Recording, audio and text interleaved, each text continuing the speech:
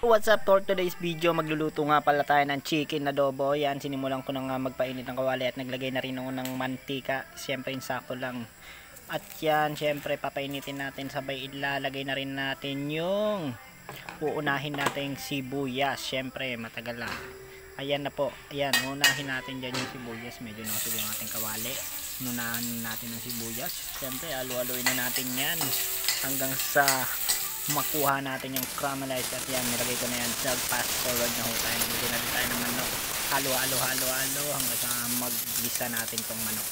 At syempre, may pa chef cook pa tayo dyan ah. Lalagyan na rin yan natin ng toyo ng babae.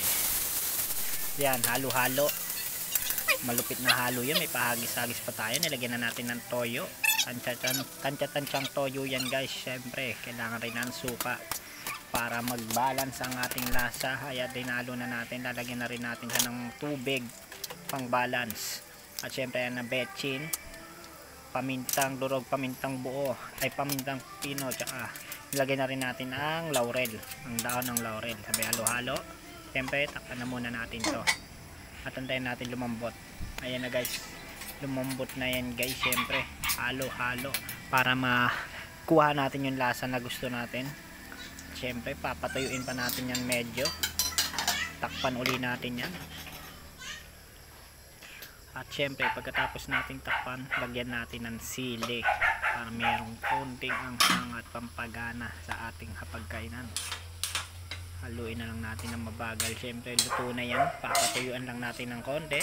Titira lang tayo ng konting sabaw para meron pa naman tayong pangsalsa. Okay na to guys. Kaya maraming salamat sa panonood ng aking cooking style adobo.